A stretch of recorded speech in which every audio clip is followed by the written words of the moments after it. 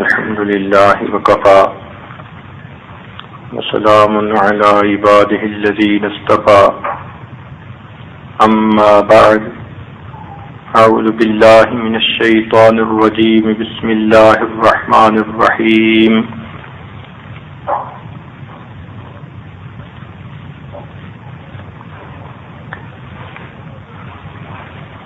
فمن كان يرجو لقاء ربه فليعمل عملا صالحا ولا يشرك بعبادة ربه أحدا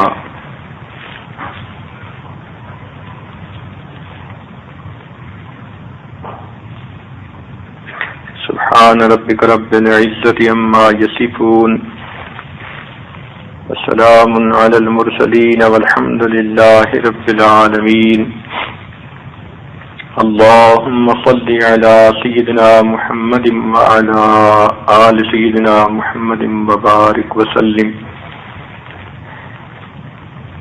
اللهم صل على سيدنا محمد وعلى آل سيدنا محمد وبارك وسلم اللهم صل على سيدنا محمد وعلى آل سيدنا محمد وبارك وسلم گزشتہ کل کے بیان میں یہ بات پیش خدمت کی گئی تھی کہ اللہ رب العزت نے ہر انسان کے لیے آخرت کے دو مکان تیار کیے ہیں، ایک جنت میں، دوسرا جہنم میں۔ اگر یہ نیک اعمال کرے گا، ایمان کے ساتھ دنیا سے جائے گا، اللہ رب العزت اسے جنت کا مکان عطا فرمائیں گے، اور اگر یہ دنیا کے اندر ایمان سے محروم رہا یا ایمان تو لایا مگر غفلت کی وجہ سے گناہوں میں پڑا رہا، گرا رہا اور بغیر توبہ کے مر گیا، تو ان لوگوں کو جہنم کا مکان دیا جائے گا۔ جہنم وہ جگہ ہے جس کو اللہ رب العزت نے مجرم نافرمانوں کی سزا کے لیے بنایا۔ جنت وہ جگہ ہے جس کو اللہ نے اپنے پیاروں کے انعام کے طور پر بنایا۔ اب یہ ہماری زندگی کی ترتیب ہے کہ ہم جنت کے راستے پہ جا رہے ہیں یا جہنم کے راستے پہ جا رہے ہیں۔ ایک بزرگ فرماتے تھے، اے دوست، تیرا اٹھنے والا ہر قدم یا تجھے جنت کے قریب کر رہا ہے یا تجھے جہنم کے قریب کر رہا ہے۔ اگر اللہ رب العزت کے حکموں کو ماننے کے لیے اٹھ رہا ہے تو جنت کے قریب، اور اگر گناہوں کے لیے اٹھ رہا ہے تو جہنم کے قریب۔ تو ہماری زندگی کی ترتیب سے پتہ چل سکتا ہے کہ ہم کس راستے پہ چل رہے ہیں۔ دو راستے بہت واضح ہیں۔ ایک راستے پر نبی علیہ السلام کی سنت والی زندگی کو اپنانا پڑتا ہے، باپردہ زندگی گزارنی ہوتی ہے، پاک دامنی کی زندگی گزارنی ہوتی ہے، سچی اور سچی زندگی گزارنی ہوتی ہے، اچھے اخلاق والی زندگی گزارنی ہوتی ہے۔ ایسے لوگ جنت کے راستے پہ چل رہے ہیں۔ اور دوسری زندگی بے پردگی کی زندگی، بے حیائی کی زندگی، ٹی وی، گانا بجانا، ان میں مصروفیت کی زندگی، ادھر ادھر کے تعلقات جوڑنا، آخرت کی طرف سے بالکل غافل رہنا، دنیا میں اپنی خواہشات شہوات کو پورا کرنے کے لیے بدمست ہونا، یہ جہنمیوں کی زندگی ہے۔ اب فیصلہ ہم نے کرنا ہے کہ ہماری منزل کون سی ہونی چاہیے۔ اگر کسی عورت سے پوچھا جائے کہ دو مکان ہیں اور جو مکان خریدنے کے لیے آپ زور دے رہی ہیں تو بتاؤ ان دونوں میں سے کون سے مکان میں آپ جائیں گی؟ ایک مکان میں گلشن ہے، پھل پھول ہیں، باغات ہیں، نوکر چاکر ہیں، محل نما ہیرے موتی کا مکان بنا ہوا ہے، خوشبوئیں ہوں گی، نہریں ہوں گی، ماں باپ، خاوند، بچے، بہن، بھائی، سب کو تمہیں ساتھ لے جانے کا اختیار ہوگا، انبیاء کا دیدار ہوگا، اللہ رب العزت کا دیدار ہوگا، تمہاری ہر خواہش وہاں پوری ہوگی، مگر اس کی قیمت یہ ہے کہ تم اپنی زندگی میں کوئی گناہ نہ کرو۔ اور دوسرا مکان وہ ہے کہ جو تاریک کوٹری ہوگی، جن بھوت سے زیادہ ڈراؤنے فرشتے ہوں گے، تنہائی ہوگی، نہ خاوند پاس، نہ بچے پاس، نہ ماں باپ پاس، بھوک ہوگی، پیاس ہوگی، پسینہ ہوگا، بجلی کے کڑکنے کی آوازیں ہوں گی، تمہارا رنگ کالا ہوگا، آنکھیں نیلی ہوں گی، بدبودار لباس پہنو گی اور آگ کے اندر روسٹ ہوتی رہو گی۔ اب دونوں مکانوں میں سے تمہیں کون سا مکان چاہیے؟ یہ دوسرے مکان کے بارے میں شرط یہ ہے کہ تم اپنی خواہشات دنیا میں پوری کر لو، جی بھر کے اپنی حسرتیں مٹا لو، لیکن یہ 30-50 سال کی بات ہے، پھر تمہیں اس مکان میں ہمیشہ ہمیشہ رہنا پڑے گا۔ تو کوئی بھی عقل مند عورت اس جہنم کے مکان میں جانا کبھی بھی پسند نہیں کرے گی، یہی چاہے گی کہ میں تو جنت میں جاؤں، میں تو دنیا میں اپنے بچوں کے بغیر رہ نہیں سکتی، خاوند سے جدائی کا سوچ نہیں سکتی، ماں باپ سے دور ہونے کے بارے خیال ذہن میں نہیں لا سکتی، میں جہنم کے مکان میں ہرگز نہیں جانا چاہتی کہ میں ان سب نعمتوں سے محروم ہو جاؤں گی۔ تو معلوم ہوا کہ ہر انسان کا دل یہی چاہتا ہے کہ مجھے رب رحمان کے قرب میں جنت کا مکان مل جائے اور ہمیشہ ہمیشہ میں اپنی چاہتوں کو وہاں جا کر پوری کر لوں۔ تو گویا زندگی میں ہمیں آخرت کو سامنے رکھ کر اپنی زندگی کی ترتیب بنانی ہے۔ جہنم کے عذاب کو برداشت کرنے کا حوصلہ ہم میں سے کسی بھی میں بھی نہیں ہے۔ ہم تو اتنے ناز نعمت کے پلے ہوئے بندے ہیں کہ دھوپ کی گرمی برداشت نہیں ہوتی، ہم سے جہنم کی گرمی کہاں برداشت ہوگی۔ ہم گرمی کے موسم سے باہر سے گھر میں آئیں تو ہمیں جب تک آئس کولڈ واٹر نہ ملے یا کوئی اور مشروب نہ ملے اس وقت تک ٹیپ واٹر پینے کو جی نہیں چاہتا، تو جہنم کے اندر تو اور گرم مشروبات پلائے جائیں گے۔ ہم تو 2 آدمیوں کے سامنے کی ذلت رسوائی برداشت نہیں کر سکتے، قیامت کے دن سب انسانوں کے سامنے ذلت رسوائی کیسے برداشت کریں گے؟ تو سچی بات تو یہی ہے کہ ہمیں اللہ رب العزت سے جنت کو طلب کرنا چاہیے اور جہنم سے اللہ کی پناہ مانگنی چاہیے۔ یہی دعا ہے جو نبی علیہ الصلوۃ والسلام نے سکھلائی، اللہم انی اسألک الجنہ، اے اللہ میں جنت کو طلب کرتی ہوں، فاعوذ بک من النار، اور اے اللہ میں جہنم کی آگ سے تیری پناہ چاہتی ہوں۔ جب آپ یہ دعا کثرت سے مانگیں گی تو پھر آپ کو اپنی زندگی کی ترتیب کو دیکھنا ہوگا۔ اس لیے ہم نے ایک کاغذ پر جو کبیرہ گناہ انسان کرتا ہے ان کی فہرست بنا دی ہے۔ آپ سب اس فہرست کو تنہائی میں بیٹھ کر اپنے سامنے رکھیں اور سوچیں کون سے گناہ میں کرتی ہوں، کون سے گناہ نہیں کرتی۔ جو نہیں کرتی اس پر اللہ رب العزت کا شکر ادا کریں، اور جو گناہ کر بیٹھتی ہیں ان پر نشان لگا کر ان سے باقاعدہ توبہ کریں۔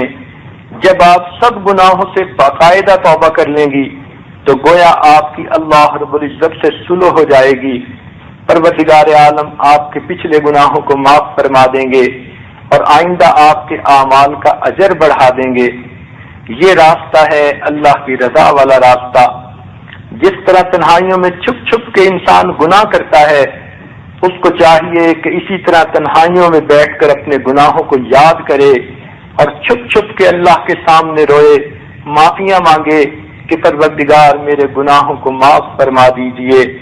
لہذا اس فہرست کو فقط ایک کاغذ نہ سمجھنا، بلکہ یوں سمجھنا کہ ہمیں ایک ترتیب بتائی گئی ہے کہ کس طرح ہم جنت میں جا سکتی ہیں اور جہنم سے ہم پناہ حاصل کر سکتی ہیں۔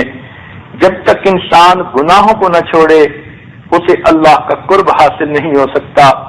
ذہن میں رکھ لینا، دل کے کانوں سے سن لینا، اللہ رب العزت پاک ہیں اور گناہوں کی نجاست ہوتی ہے۔ جس انسان کے بدن پر گناہوں کی نجاست لگی ہوگی یہ ناپاک انسان اللہ کے ساتھ واصل نہیں ہو سکتا۔ اس پاک ذات کے ساتھ واصل ہونے کے لیے انسان کو نجاست سے پاک ہونا پڑتا ہے، لہذا گناہوں سے معافی مانگنی انتہائی ضروری ہے۔ یوں سوچئے کہ اگر 17 کبیرہ گناہ لکھے گئے تو ہم اللہ رب العزت سے 17 قدم دور کھڑے ہیں۔ اگر ہم 17 گناہ کرتے ہیں، اگر ان میں سے ہم نے کچھ گناہ چھوڑ دیے تو ہم اتنا قریب ہو گئے۔ جس نے 15 گناہ چھوڑ دیے وہ 15 قدم قریب ہو گیا، جس نے 17 گناہ چھوڑ دیے وہ اللہ رب العزت کے ساتھ واصل ہو گیا۔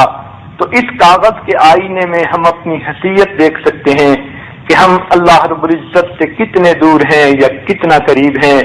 خوش نصیب ہیں وہ عورتیں جو اپنی زندگی کو سب گناہوں سے بچائیں اور سچی معافی مانگ کر اپنے رب کو منائیں۔ رمضان مبارک کے چند دن باقی ہیں، ویسے بھی یہ عشرہ مغفرت کا عشرہ ہے، اس میں اپنے گناہوں کو معاف کروا دیجیے۔ ایک مرتبہ جبریل علیہ السلام نے بد دعا کی، برباد ہو جائے وہ شخص جس نے رمضان کا مہینہ پایا اور اس نے اپنی مغفرت نہ کروائی۔ نبی علیہ السلام نے اس دعا پر آمین کہہ دی۔ اب یہ ہمارے لیے بڑی اہم بات ہو گئی۔ آپ خود سوچیں، کسی ماں کے نالائق بیٹے کو اگر کوئی بد دعا دے تو ماں اس کو برا سمجھتی ہے، میرے بیٹے کو بد دعا کیوں دے رہا ہے؟ لیکن نبی علیہ السلام تو ماں باپ سے بھی زیادہ امت پر شفیق۔ جبرائیل علیہ السلام نے جب بد دعا کی تو نبی علیہ السلام نے آمین کی مہر لگا دی۔ یہ کیسے ہو سکتا ہے ماں کے سامنے کسی بچے کو بدبخت کہا جائے اور ماں آمین کہہ دے؟ یہ تو کبھی نہیں ہو سکتا۔ تو اللہ کے محبوب نے آمین کیوں کہی؟ معلوم ہوا رمضان میں اتنی آسانی سے بخشش ہو جاتی ہے کہ جو ذرا بھی اپنی نیت بنا لے اور توبہ کی اوپر آمادہ ہو جائے، اللہ رب العزت کی رحمت بہانے ڈھونڈتی ہے اور اس انسان کی بخشش کر دی جاتی ہے۔ اور بخشش سے محروم وہی رہتا ہے جو حقیقتاً محروم ہوتا ہے۔ اس لیے نبی علیہ الصلوۃ والسلام نے آمین کہہ دی۔ اب سوچنے کی بات ہے، اول تو اپنے گناہوں کا بوجھ سر پر بہت ہے، اوپر سے اگر نبی علیہ السلام کی بد دعا بھی ہمیں لگ گئی تو پھر ہمارا کیا بنے گا؟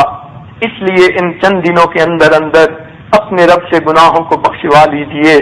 یاد رکھنا، جن کی بخشش ہو گئی ان کے لیے تو رمضان سے اگلے دن عید ہوگی، اور جن کی بخشش نہ ہوئی ان کے لیے رمضان کے اگلے دن وعید ہوگی، اس کے لیے برا فیصلہ ہو جائے گا، جہنمیوں کے اندر اس کی شمولیت ہو جائے گی۔ اس لیے رمضان مبارک ہمارے لیے فیصلے کا مہینہ ہے۔ ہمیں چاہیے گناہوں سے اپنے آپ کو بچائیں اور اپنے رب کو منانے کی کوشش کریں۔ دوزخ اللہ رب العزت نے نافرمانوں کے لیے بنایا۔ احادیث میں اس کی بڑی تفصیلات ہیں، چنانچہ ایک حدیث کا مفہوم ہے کہ قیامت کے دن دوزخ کو اللہ رب العزت جب بلائیں گے تو اس کی لگامیں ہوں گی، 19 فرشتوں نے اس کو پکڑا ہوا ہوگا، اور ہر لگام کو پھر 70,000 فرشتے معاون ہوں گے جنہوں نے پکڑا ہوگا۔ تو گویا 19 لگامیں ہوئیں، ہر لگام کا انچارج ایک فرشتہ ہے، اور ہر فرشتے کے نیچے 70,000 فرشتے ہیں، تو 19 کو 70,000 سے ضرب دیجئے، اتنے فرشتوں نے دوزخ کو پکڑا ہوا ہوگا۔ اور جس طرح منہ زور گھوڑا چھڑانے کی کوشش کرتا ہے، دوزخ جب مجرموں کو دیکھے گی اپنے آپ کو چھڑانے کی کوشش کرے گی، غصے میں آئے گی، اور جب سامنے آئے گی تو حدیث پاک میں آتا ہے کہ یہ سانس لے گی، اور اس کا سانس ایسا ہوگا کہ دھواں اٹھے گا، شعلے اٹھیں گے، اور وہ شعلے جہنمیوں مجرموں کے سروں پر آ کر گریں گے، اس کے اندر ابال آئے گا، پھر یہ اللہ رب العزت کے سامنے سجدہ کرے گی، اور بالآخر اللہ رب العزت کے سامنے عرض کرے گی، سب تعریف اللہ کے لیے ہے جس نے مجھے نافرمانوں سے بدلہ لینے کے لیے پیدا کیا۔ پھر کہے گی، اے اللہ، آج تیرے مجرم میرے سامنے ہیں، مجھے آپ نے پیدا اسی لیے کیا تھا، ذرا مجھے اجازت تو دیجئے میں ان مجرموں سے نمٹ لوں۔ اس کے بعد پھر اس کے اندر ایک شور برپا ہوگا اور ایسے آوازیں آئیں گی کہ جیسے اس کے شعلے اٹھ رہے ہیں۔ انہا ترمی بشرر فالقطر کانہ جمالۃ صفر، ایسے بڑے بڑے اس کے شعلے ہوں گے جیسے بڑے بڑے محلات ہوتے ہیں۔ اتنے بڑے بڑے شعلے اٹھ کر جہنمیوں کے اوپر آ کر گریں گے۔ روایت میں آتا ہے اس وقت کوئی نبی مرسل اور رسول بھی ایسا نہیں ہوگا کہ جو اللہ کے خوف سے کانپ نہیں رہا ہوگا، اور اس کو یہ ڈر ہوگا کہ معلوم نہیں یہ شعلے کہیں میرے سر پر نہ آ کر گر جائیں۔ جب نیکوں کا یہ حال ہوگا تو پھر ہم جیسے گناہگاروں کا کیا حال ہوگا؟ دل دہل جائیں گے، آنکھوں کے آگے اندھیرا آ جائے گا، انسان کے دل حلق تک پہنچ جائیں گے، اور اس وقت کوئی اپنا نہیں ہوگا، سب رشتہ داریاں ختم ہو جائیں گی۔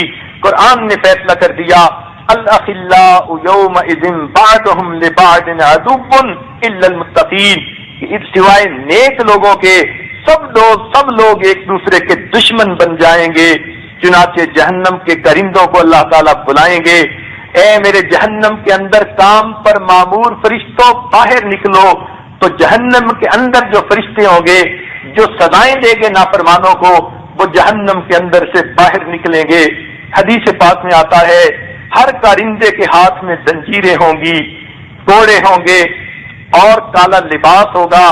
یہ تین چیزیں لے کر وہ آئیں گے اور نافرمانوں کی گردنوں کے اندر توق ڈال دیں گے، ان کی ناک کے اندر زنجیریں ڈال دیں گے، ان کو پیشانی کے بالوں سے پکڑ کر گھسیٹیں گے، اور بعض نافرمانوں کو ٹانگوں سے پکڑ کر گھسیٹیں گے اور ان کو دھکے ماریں گے۔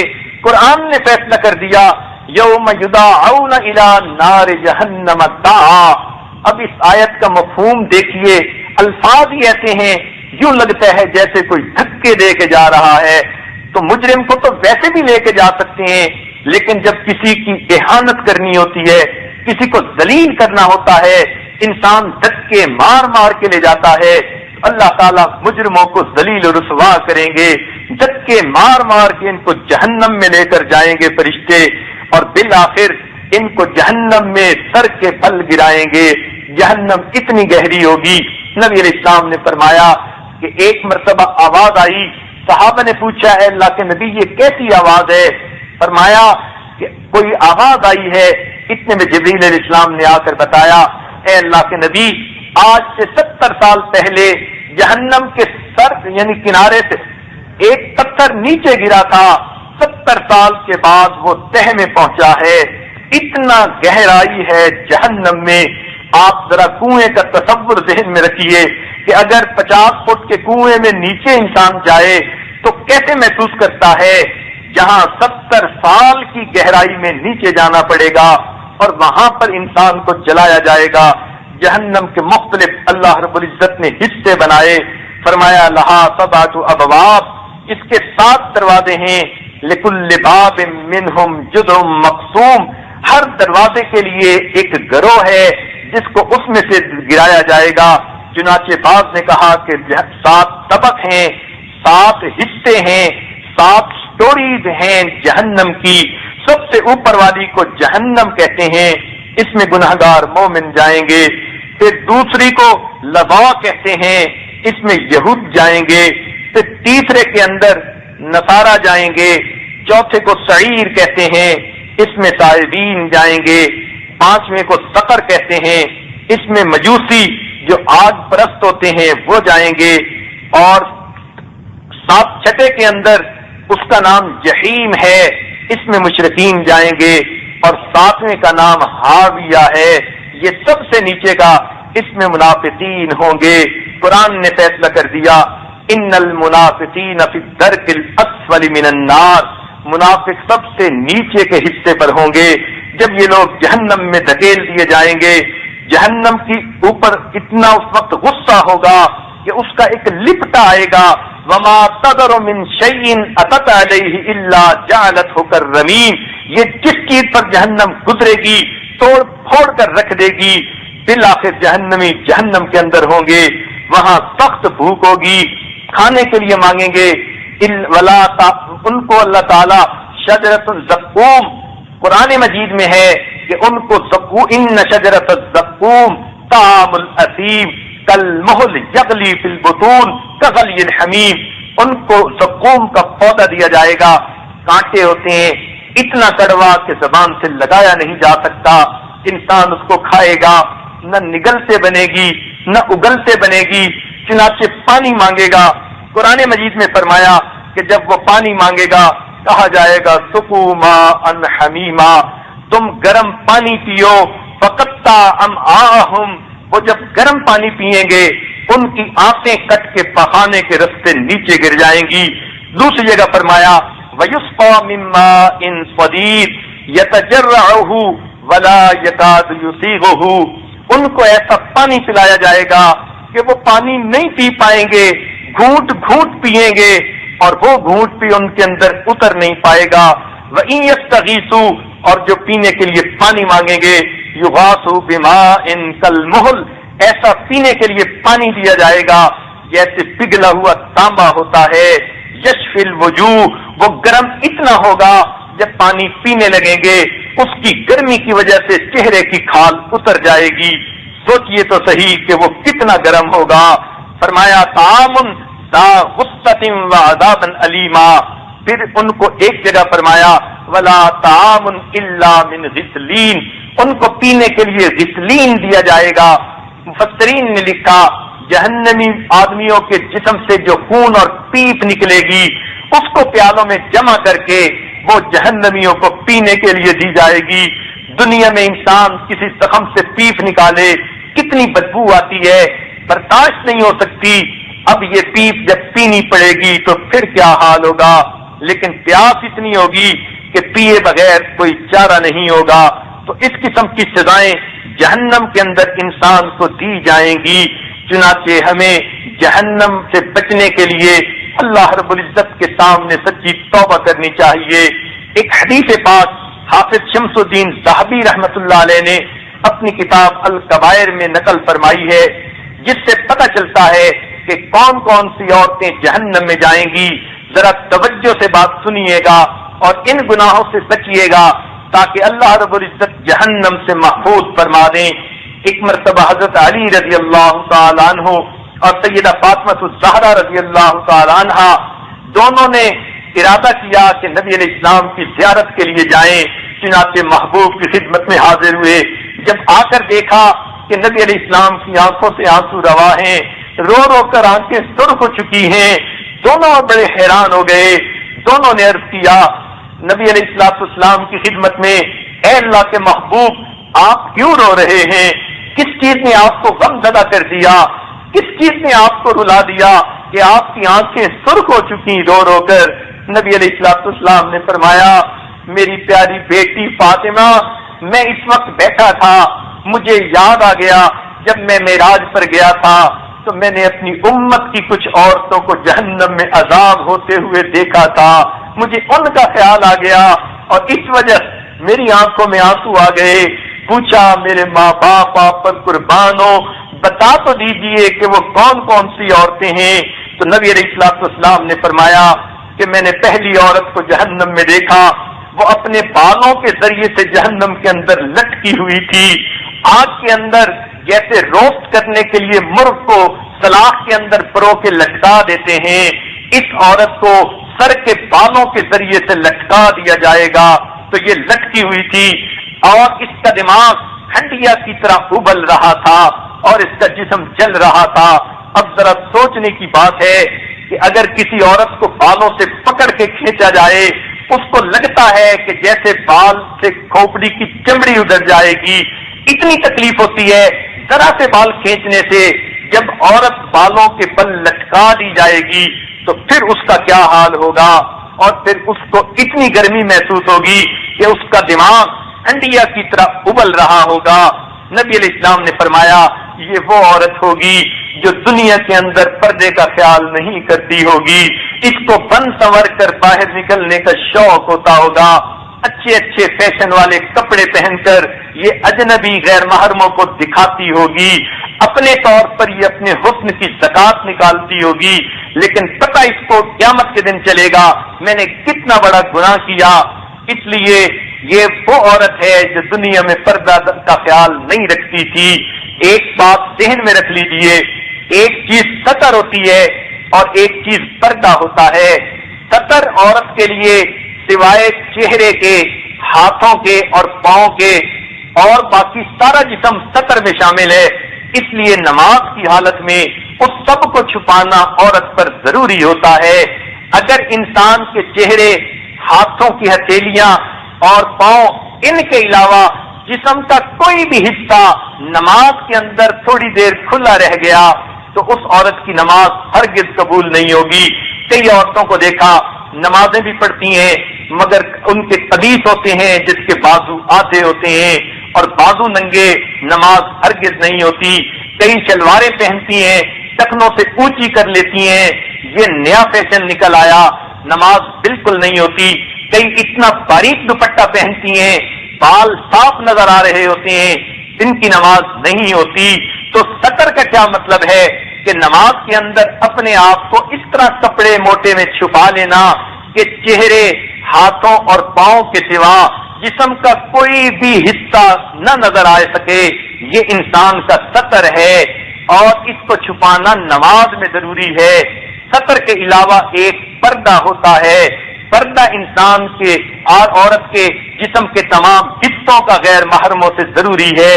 اس لیے فرمایا فاسألوہن من وراء حجاب. اے صحابہ، تم نبی علیہ السلام کی بیویوں سے کوئی چیز مانگنا چاہو تو تم پردے کے پیچھے سے مانگو. تو گویا نامحرم اجنبی سے پورے جسم کو پردے میں رکھنا یہ پردہ کہلاتا ہے، یہ حجاب کہلاتا ہے. تو ستر ہوتی ہے نماز میں اور حجاب ہوتا ہے غیر محرموں سے. تو غیر محرموں سے اپنے آپ کو چھپانا چاہیے.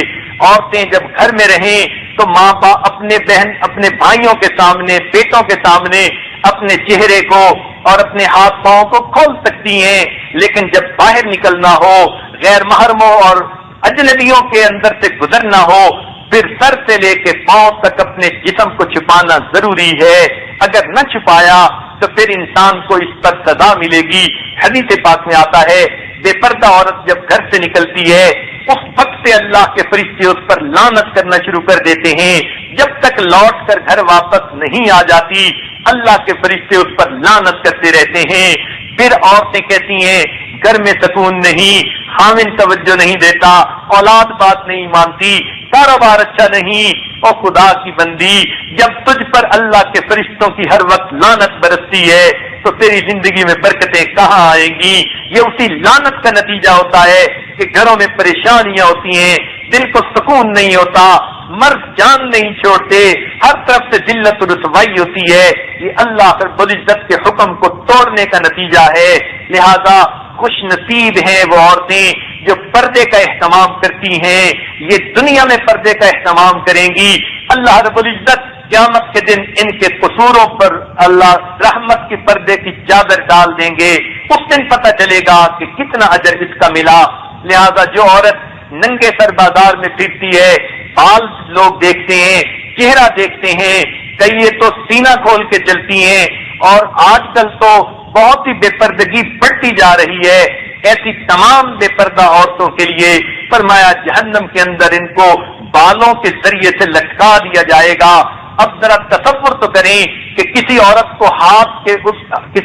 کے بالوں کو اگر ہاتھوں میں پکڑ کے لٹکا دیا جائے تو وہ تو آدھا منٹ بھی نہیں لٹک سکتی. سمجھتی ہے میرے بال سارے کے سارے کھوپڑی سے اکھڑ جائیں گے، میری چمڑی اکھڑ جائے گی. تو اگر جہنم کے اندر ہمیشہ ہمیشہ بالوں کے ذریعے لٹکنا پڑا، آگ میں جلنا پڑا اور دماغ کو ایسا ابال دیں گے اس لیے کہ ان کے دماغ میں فساد تھا، ان کے دماغ کا قصور تھا، یہ اس بے پردگی کو کچھ سمجھتی نہیں تھی. اس لیے اللہ تعالیٰ دماغ کو اتنا گرم کریں گے کہ دماغ ان کا کھول رہا ہوگا. تو نبی علیہ السلام نے فرمایا کہ یہ عورت وہ ہے جو پردے کا خیال نہیں کرتی تھی. آج کل کی بچیاں اپنے کزنوں سے تو پرواہ ہی نہیں کرتی پردے کا. ان کو تو سمجھتی ہیں یہ تو بھائی ہیں. ہرگز ایسی بات نہیں، یہ تو اللہ رب العزت کا فرمان ہے. جہاں تک محرم ہے وہ بھائی کی بات ہے، باقی چچا ذات، پھوپھی ذات، ماموں ذات، یہ سب کے سب غیر محرم ہیں. उनसे अपने आप को पर्दे में रखना चाहिए। कई मरतबा ऐसा होता है कि हामिद एक ऐसे घर में रहती है, हामिद भी है, इकट्ठा ज्वाइंट फैमिली है, देवर वगैरह भी हैं, तो वो तो गैर महरम होते हैं। तो ऐसी औरतों को चाहिए कि वो अपने चेहरे के ऊपर दुपट्टे को इस तरह रखा करें कि जिस तरह घूंघट होता है, और अपने देवरों से बात अगर करनी भी पड़ जाए तो इसी तरह निगाहें नीची करके, सर झुका के, पर्दा आगे हो तो उनसे बात भी इंसान कर ले। जब इंसान, आप मिसाल सोच लीजिए, जब इंसान किसी से नाराज होता है तो वो उससे बात भी अगर कर लेता है, उसकी तरफ देखता भी नहीं, उसको अपना चेहरा भी नहीं देखने देता, बस बात कर लेता है जैसे किसी से नाराजगी हो, और इंसान का उसके साथ जैसे बर्ताव होता है, वैसे ही औरत को चाहिए कि अल्लाह रब्बुल इज्जत ने उसे गैर महरम कहा, इसलिए इसका उससे अल्लाह रब्बुल इज्जत की वजह से ऐसा मामला है, ये अपने चेहरे के ऊपर इस तरह दुपट्टा कर ले कि वो घूंघट की तरह जरा बढ़ा रहे, इसी तरह घर के काम करती रहे, तो दूसरा मर्द उसके चेहरे की तरफ नहीं देख सकेगा। मर्दों को चाहिए वो भी ऐसी औरतों के चेहरों को न देखें, और औरतों को चाहिए वो भी मर्दों के सामने अपने चेहरे को मत खोलें, घूंघट से चेहरे को जरा पर्दे में रखने की कोशिश करें, और फिर अल्लाह रब्बुल इज्जत से दुआएं मांगे कि परवरदिगार हमारे कसूरों को माफ फरमा दे। ताहम ये तो वो गैर महरम थे जो घर के अंदर होते हैं, जो घर के बाहर हैं, उनसे तो 100% जो है पर्दे में रहना चाहिए, हत्ता कि 1 मिलीमीटर भी जिस्म वो न देख सकें औरत का। ये अच्छा पर्दा है कि इंसान दूसरों से बिल्कुल पर्दे में रहे, वरना क़यामत के दिन ये सदा मिलेगी। नबी अलैहिस्सलाम ने एक और हदीस पाक में इरशाद फरमाया कि औरतें 4 वजह से जहन्नम में ज्यादा जाएंगी। एक बात फरमाई, इनमें अल्लाह रब्बुल इज्जत के हुक्म मानने का जज्बा कम होता है। इनको कहो ये अल्लाह का हुक्म है, ये सुन के इन पर इतना असर कोई नहीं होता, मामूली समझती हैं, अच्छा कर लेंगी पूरा। इसी तरह नबी अलैहिस्सलाम की इताअत का जज्बा कम होता है, इनको बताएं ऐसा करना सुन्नत है, ये उसको मामूली समझ लेती हैं, सुन्नत की इत्तिबा का जज्बा इतना ज्यादा नहीं होता। फरमाया तीसरी बात ये कि इनके अंदर शौहर की इताअत का जज्बा कम होता है। आम तौर पर ये शौहर को अपनी बात मनवाने की कोशिश करती हैं, अपने रंग में ढालने की कोशिश करती हैं, कहती हैं शौहर हमारे हाथ में आ जाए, हमारी हर बात मानने लग जाए। ये मानने के लिए बजाय मनवाने की कोशिशें ज्यादा करती हैं, और इसी वजह से ये शौहरों से बदतमीजी भी कर जाती हैं, और उस वजह से जहन्नम की मुस्तहिक हो जाती हैं। और चौथी बात नबी इस्लाम ने फरमाई कि इनमें बंधन कर बाहर निकलने का शौक बहुत ज्यादा होता है। तो 3 शौक थोड़े हैं, अल्लाह की फरमाबरदारी, नबी अलैहिस्सलाम की फरमाबरदारी, शौहर की फरमाबरदारी, मगर एक शौक बहुत ज्यादा होता है, और उसको कहते हैं बंधन कर संवर कर बाहर निकलना। लिहाजा ऐसा अगर होकर बाहर निकलेंगी तो ये इनके जहन्नम में जाने का सबब बन जाएगा। तो पहली औरत को जो अजाब हुआ, जो अपने बालों के जरिए जहन्नम में लटकी हुई थी, ये बेपर्दगी की मुर्तकिब होने वाली औरत थी। अब अपनी जिंदगियों को आप खुद देखिए कि आप कहां कहां बेपर्दगी की मुर्तकिब होती हैं, उससे तौबा कर लीजिए और आइंदा पर्दे का लिहाज ख्याल कीजिए, ताकि अल्लाह ताला जहन्नम में जाने से महफूज फरमा दे।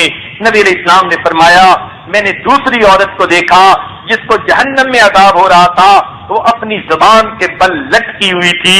अब जरा सोचने की बात है, किसी की जुबान को थोड़ा सा खींचें कितनी तकलीफ होती है। अगर उसके जिस्म का पूरा बदन जबान के ऊपर आए और जबान के अंदर एक सुराख करके जंजीर डाल दें और औरत को उस पर लटका दें, तो वो कितनी तकलीफ में होगी।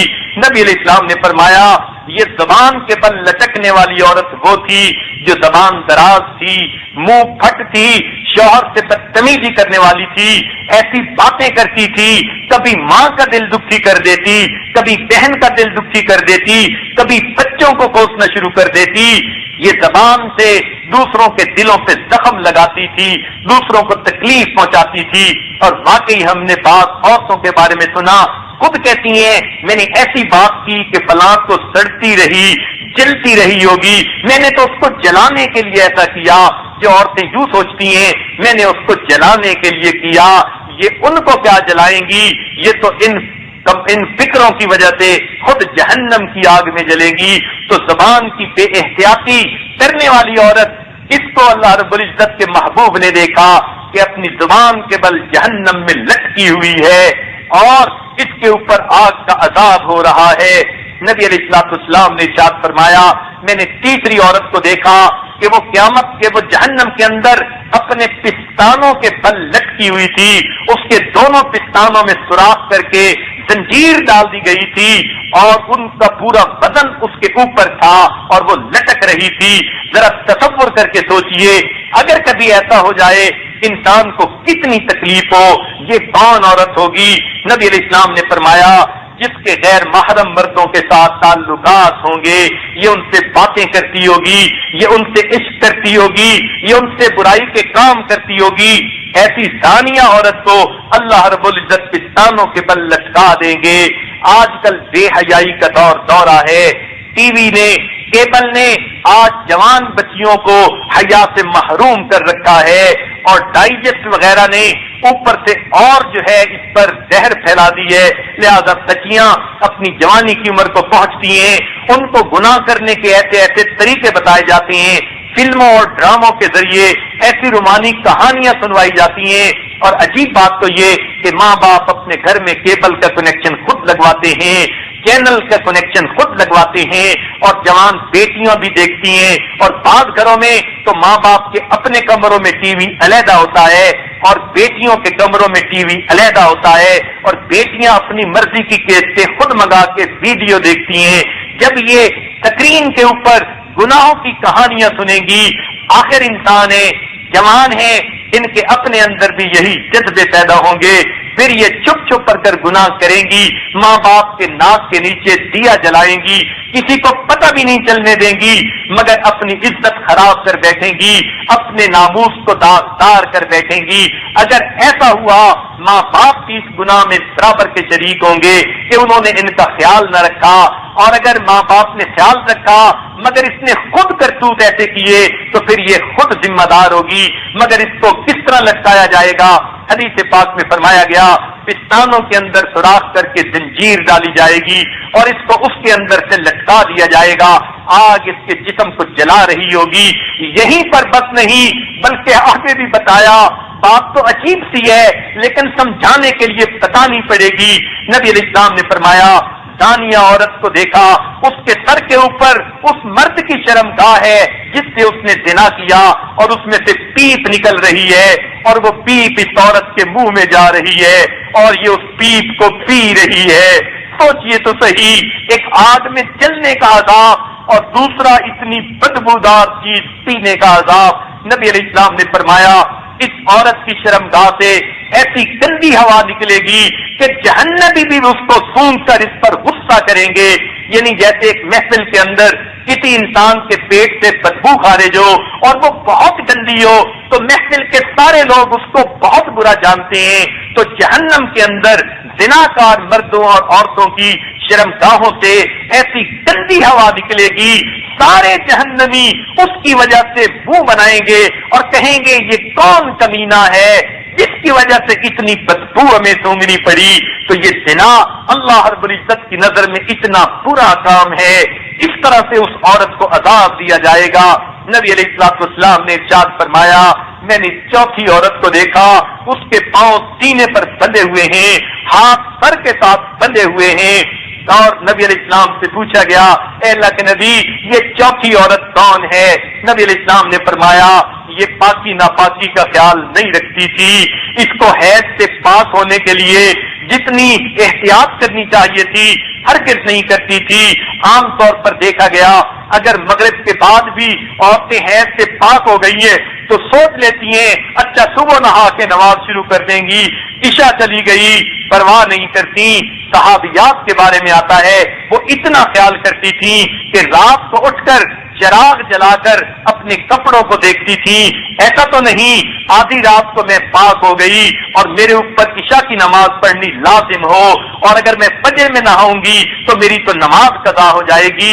تو وہ رات آدھی رات چراغ جلا جلا کے کپڑے دیکھتی تھی, اور اگر پاک ہو جاتی تھی اسی وقت غسل کر کے عشاء کی نماز ادا کیا کرتی تھی.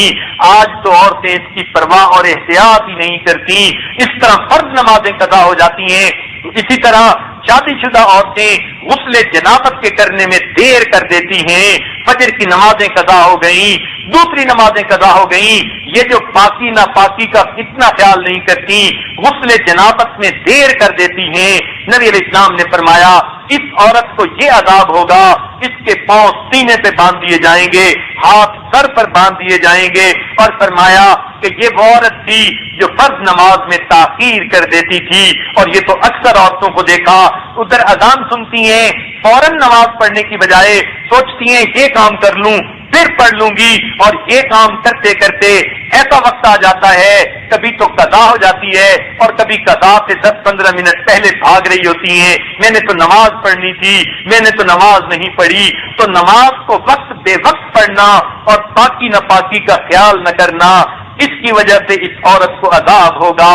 اور رات کو دیر سے سونے کی ایسی منحوس عادت پڑتی چلی جا رہی ہے. عورتیں عشاء کے بعد دیر تک بچوں کے ساتھ, خاوند کے ساتھ گھر کے کام کاج میں لگی رہتی ہیں. رات کو گرمیوں میں دیر سے سونے کی عادت ہے, اس لیے فجر کی نماز میں اٹھنا ان کے لیے مشکل ہوتا ہے. نماز ہی قضا ہو جاتی ہے, پتہ ہی نہیں چلتا, آنکھ کھلتی ہے سورج نکلا ہوا ہوتا ہے. تو جو عورت اپنی نمازوں کا خیال نہیں رکھے گی, پاکی ناپاکی کا خیال نہیں رکھے گی, نبی علیہ السلام نے فرمایا اس کو جہنم میں اس طرح عذاب دیا جائے گا. پھر نبی علیہ السلام نے فرمایا 5ویں عورت کو میں نے دیکھا کہ جس کا چہرہ خنزیر کی طرح بن گیا تھا اور اس کا جسم گدھے کی طرح تھا. تھی تو وہ عورت ہی, مگر اس کے جسم کی جلد جو تھی وہ ایسی بن گئی جیسے گدھے کا جسم ہوتا ہے, اور چہرہ ایسے بن گیا جیسے خنزیر کا چہرہ ہے, گویا شکل مسخ کر دی گئی, اور اس طرح سے اس کو عذاب ہو رہا تھا. فرمایا یہ وہ عورت ہوگی جو جھوٹ بولتی ہوگی, غیبت کرتی ہوگی, چغل خوری کرتی ہوگی. اب سوچئے تو صحیح, یہ عادتیں تو اکثر جو ہے وہ دیکھی جاتی ہیں. چغل خوری تو ایسی ہے کہ بیوی چاہتی ہے کہ ساس کی چغلیاں کر کے خاوند کو اپنی طرف کر لے, ساس چاہتی ہے کہ وہ بہو کی چغلیاں کر کے اپنے بیٹے کو اپنے قابو میں رکھے. اب یہ ساس اور بہو کی سرد جنگ چل رہی ہوتی ہے, کئی گھروں میں تو گرم جنگ چل رہی ہوتی ہے. اب ایک دوسرے کے چغلیاں کھانے سے دونوں اپنے عاقبت خراب کر رہی ہوتی ہیں. اللہ رب العزت نے چغل خور کے لیے ایسا عذاب دیا کہ ان کا چہرہ مسخ کر دیا جائے گا, کیونکہ چغلی کھانے والا بات کو بڑھا چڑھا کے بیان کرتا ہے. اگر وہی بات بھی کرے ایسے انداز میں کرتا ہے کہ دوسرے کے دل میں نفرت آئے اس بندے سے, غصہ آئے اس بندے کے دل کے بارے میں, کیونکہ یہ بات بدل کے کرتی ہیں. اس لیے عذاب بھی اللہ نے دیا, ان کی شکلوں کو جہنم میں مسخ کر دیا جائے گا, چہرہ خنزیر کی طرح بنا دیں گے اور باقی جسم گدھے کی طرح بنا دیں گے. یہ غیبت کرنے والی, جھوٹ بولنے والی اور چغل خوری کرنے والی عورتیں ہوں گی. غیبت اور چغل خوری میں تھوڑا سا فرق ہے. غیبت کہتے ہیں اگر کوئی آدمی کسی کی تعریف کرے تو اسے تعریف اچھی نہ لگے, یہ اس کی بد تعریفی کی بات کر دے. کسی کے پیٹھ پیچھے بد تعریفی کی بات کرنا, اس کو تو غیبت کہتے ہیں. لیکن چغل خوری میں بات تو وہی ہوتی ہے, مگر ساتھ یہ بھی نیت ہوتی ہے کہ یہ بندہ اس سے دور ہو جائے. غیبت میں نیت ہوتی ہے یہ بندہ اس کو برا سمجھنے لگ جائے. تو غیبت اور چغل خوری میں یہ فرق ہے. غیبت اس لیے کی جاتی ہے بندہ اس کو برا سمجھے, اور چغل خوری اس لیے کی جاتی ہے کہ بندہ دل سے اس سے نفرت کرنے لگ جائے اور اس سے کٹ جائے. تو تعلق توڑنے کی نیت ہوتی ہے, اسی کو لگائی بجھائی کہتے ہیں. اس سے رشتہ داریاں ٹوٹتی ہیں, لوگ ایک دوسرے سے جدا ہوتے ہیں. اس لیے چغل خور انسان اللہ رب العزت کو ہرگز پسند نہیں. جہنم میں ایسی عورتوں کو وہ عذاب دیا جائے گا. یہ بات یاد رکھیے, یہ سب گناہ فقط عورتوں میں ہی نہیں ہوتے, مردوں میں بھی ہوتے ہیں. اگر کوئی مرد بھی ایسا گناہ کرے گا اس کو بھی ایسی ہی سزا ملے گی جیسی عورتوں کو مل رہی ہے. تاہم حدیث پاک میں عورتوں کے بارے میں بات بتائی گئی. اب ان کے جو جو گناہ مرد کر رہے ہوں گے وہ بھی اسی ضمن میں آ جائیں گے اور ان کو بھی اسی طرح کی سزائیں دی جائیں گی. نبی علیہ السلام نے فرمایا چھٹی عورت کو میں نے دیکھا, اس کی شکل کتے جیسی تھی اور وہ آواز ایسے نکالتی جیسے کتا بھونک رہا ہوتا ہے, اور آگ اس کے منہ میں سے داخل ہوتی تھی اور اس کے پہانے کی جگہ سے باہر نکل رہی تھی. اس طرح میں نے دیکھا فرشتے اس کو گرد مار رہے ہیں. پوچھا اللہ کے نبی اس نے کون سا قصور کیا؟ فرمایا اس کے اندر حسد بہت زیادہ تھا, وہ دوسروں سے حسد کرتی تھی. آج کل عورتوں میں حسد کی بیماری بہت زیادہ, مردوں میں بھی ہے مگر عورتوں میں شاید 2 ہاتھ اور زیادہ ہے. یہ دوسروں کے مال و منال پر حسد کرتی ہیں, اہل و عیال پر حسد کرتی ہیں, حسن و جمال پر حسد کرتی ہیں, خوبی و کمال پر حسد کرتی ہیں. دوسرے کا اچھا ان سے دیکھا نہیں جا سکتا, اندر اندر چلتی رہتی ہیں. کسی کو نعمت ملے ان کے دل پہ بوجھ ہوتا ہے. یہ حسد کی بات ہے. یہ حسد انسان کی نیکیوں کو ایسے کھا جاتا ہے جیسے آگ کسی خشک لکڑی کو کھا لیتی ہے. تو نبی تذکرہ ہے جن کو قیامت کے دن اس طرح جہنم میں عذاب دے دیا جائے گا. اب سوچنے کی بات ہے کہ آپ ان 6 باتوں کو اچھی طرح غور کر لیں اور پھر دیکھیں کون سے گناہ میں کرتی ہوں. ایسا تو نہیں میں جہنم میں سر کے بل لٹکی ہوں گی, زبان کے بل لٹکی ہوں گی, پستانوں کے بل لٹکی ہوں گی. میں جہنم کے اندر ہاتھ پاؤں بندھے ہوئے ہوں گے اور گرد لگ رہے ہوں گے. میری شکل خنزیر کی بنی ہوئی ہوگی یا میری شکل کتے کی بنی ہوئی ہوگی. ہم ان گناہوں کو بیٹھ کر سوچیں اور پھر اللہ تعالیٰ سے معافی مانگیں. آج وقت ہے سلو کرنے کا, ہم معافی مانگیں گے, پروردگار ہمیں معاف فرما دیں گے. اور اگر آج معافی نہ مانگی تو پھر قیامت کے دن جتنا چاہیں روئیں گے. اللہ رب العزت ہماری طرف دھیان ہی نہیں دیں گے, توجہ ہی نہیں کریں گے, بات ہی نہیں کریں گے. اس لیے اپنے ایمان کی حفاظت بہت ضروری ہے. عورتوں کو دیکھا یہ بعض اوقات کلمات کفر بول جاتی ہیں, بیچاریوں کو علم نہیں ہوتا, ایسی ایسی باتیں کر جاتی ہیں جو کفریہ باتیں ہوتی ہیں اور علماء سے سیکھتی بھی نہیں, کتابوں میں پڑھتی بھی نہیں. دین کا شوق اتنا نہیں کہ ان کو سیکھیں اور اپنے ایمان کی حفاظت کریں. اگر ایمان کی حفاظت کا ان کو شوق ہو جائے, اعمال کا شوق ہو جائے, پھر تو کیا ہی خوب بات ہے. اس لیے ایسے کلمات کہہ جاتی ہیں کہ جس کی وجہ سے بعض اوقات ایمان ہی سلب کر لیا جاتا ہے. اگر ایمان سلب ہو گیا پھر تو ہمیشہ ہمیشہ جہنم میں رہنا پڑے گا. اس لیے ہمیں چاہیے ہم سچی توبہ کر کے نئے سرے سے مسلمان بن جائیں اور اپنے رب کی نعمتوں کو سامنے رکھیں.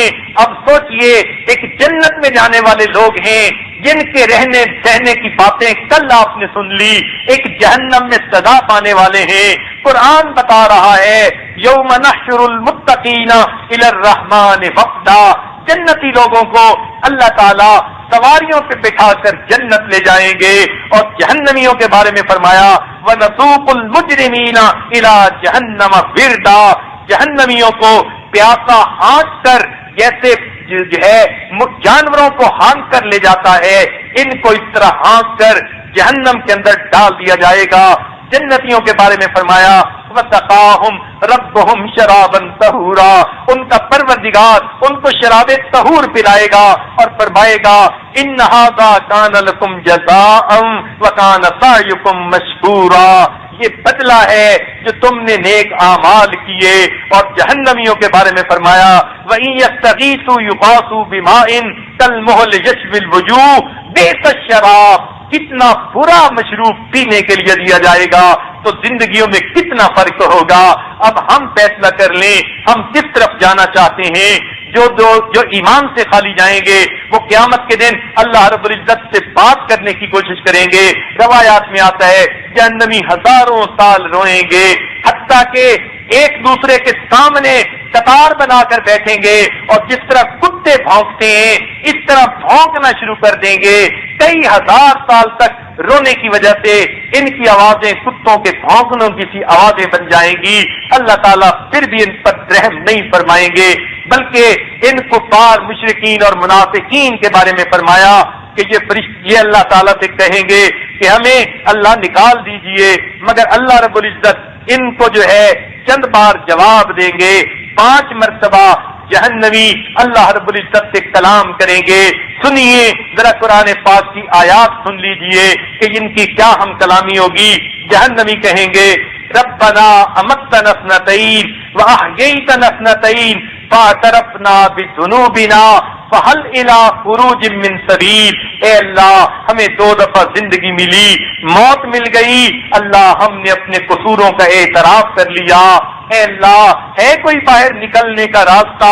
اللہ تعالیٰ فرمائیں گے ذالکم بأنہ اذا دعی اللہ وحدہ کفرتم وَإِن يُشْرَكْ بِهِ تُؤْمِنُوا فَالْحُكْمُ لِلَّهِ الْعَلِيِّ الْكَبِيرِ، جب تمہیں ایک اللہ کی طرف بلایا جاتا تھا تم شرک کرتے تھے، تم جو ہے اس کا انکار کرتے تھے، اور جب شرک کیا جاتا تھا تم مان لیتے تھے۔ آج تو حکم اللہ بڑی شان والے کا ہے۔ پھر کچھ عرصے کے بعد دوبارہ ہم کلامی کریں گے، کہیں گے ربنا ابصرنا وسمعنا فرجعنا نعمل صالحا انا موقنون، اے اللہ ہم نے دیکھ لیا، سن لیا، اے اللہ ہمیں واپس دنیا میں بھیجیے، اب ہم نیک کام کریں گے۔ اللہ تعالیٰ فرمائیں گے فذوقوا بما نسیتم لقاء یومکم ھذا انا نسیناکم فذوقوا عذاب الخلد بما کنتم تعملون، چنانچہ تم آج کے دن کو بھول گئے تھے، ہم نے تمہیں بھلا دیا، اب چکھو یہ دردناک عذاب۔ پھر تیسری مرتبہ کئی ہزار سال کے بعد ہم کلامی کریں گے، کہیں گے ربنا اخرجنا نعمل صالحا ربنا اخرنا الى اجل قریب نجب دعوتک ونتبع الرسل، اے پروردگار ہمیں نکال دیجئے، آپ دنیا میں جائیں، ہم دنیا میں جائیں گے تو آپ کے رسولوں کی دعوت کو قبول کر کے ان کی اتباع کریں گے۔ فرمایا جائے گا اولم تکونوا اقسمتم من قبل ما لکم من زوال، ہم نے تمہیں پہلے نہیں یہ بتا دیا تھا، تم قسمیں کھاتے تھے یہ نعمتیں ہم سے کبھی زائل نہیں ہوں گی۔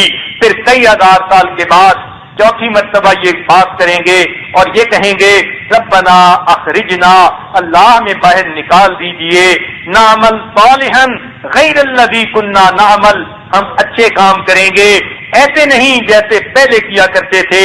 اللہ تعالیٰ کی طرف سے ارشاد ہوگا اولم نعمرکم ما یتذکر فیہ من تذکر وجاءکم النذیر، کیا ہم نے تمہیں زندگی نہیں دی تھی اور تمہیں نصیحت نہیں کی تھی کہ تم مان لو، اور تمہارے پاس تو ہمارے انبیاء ڈرانے والے بھی آئے تھے مگر تم نے تو کان ہی نہ دھرے۔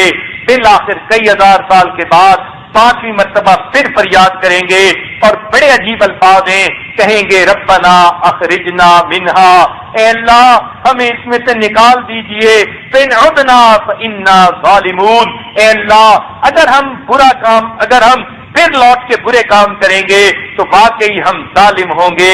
اللہ تعالیٰ جواب میں فرمائیں گے قال ابتغوا فیہا ولا تکلمون، پڑے رہو پھٹکارے ہوئے، میں تم سے کلام نہیں کرنا چاہتا، جیسے غصے میں کوئی کہتا ہے میں تمہاری شکل نہیں دیکھنا چاہتا، شٹ اپ، مجھ سے بات نہ کرو۔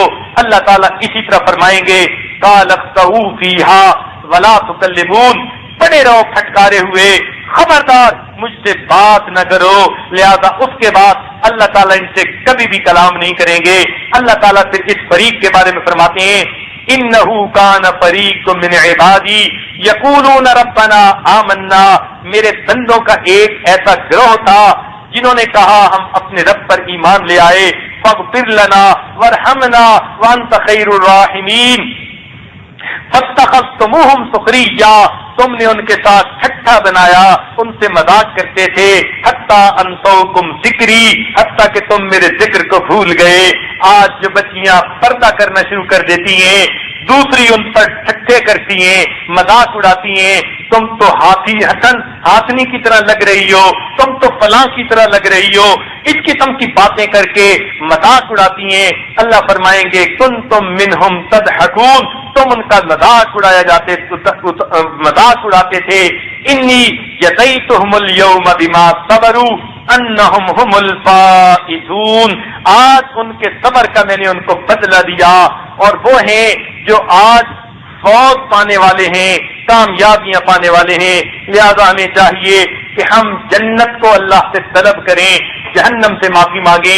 अल्लाह ताला कुरान पाक में फरमाते हैं, अफमन युल्का फिन्नार खैरुन अम्मन याती आमिनन यौमल क़ियामा, जरा बताओ तो सही, जिसको आग के अंदर डाल दिया जाए वो बेहतर है या वो जिसको क़यामत के दिन अल्लाह ताला अमन अता फरमाएंगे? तो सच्ची बात तो ये, जिसको क़यामत के दिन अमन मिल गया, मग़फ़िरत मिल गई, वही खुश नसीब है। अल्लाह रब्बुल इज्जत हमें जन्नत की नेमतें अता फरमा दे।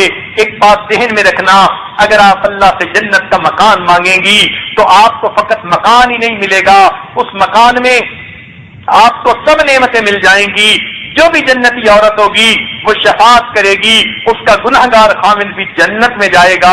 वो बेटों बेटियों के बारे में शफाअत करेगी, बेटे बेटियां भी जन्नत में जाएंगे, माँ बाप के बारे में शफाअत करेगी, गुनहगार माँ बाप भी जन्नत में जाएंगे। वो किसी और रिश्तेदार के बारे में शफाअत करेगी, वो भी जन्नत में जाएंगे। तो जन्नत का मकान ही फकत नहीं मिलेगा, जन्नत में आप अपनों के साथ मिलकर रहेंगी। जहन्नम में तन्हाई की जिंदगी, जन्नत में सब अपने रिश्तेदारों की जिंदगी। सोचिए, औरत को महल नुमा मकान मिले, बाकात हो, सब नेमतें हो, और फिर माँ बाप, बहन भाई, बीवी बच्चे, खामिद सब पास हो, तो फिर जिंदगी का क्या मजा होता है।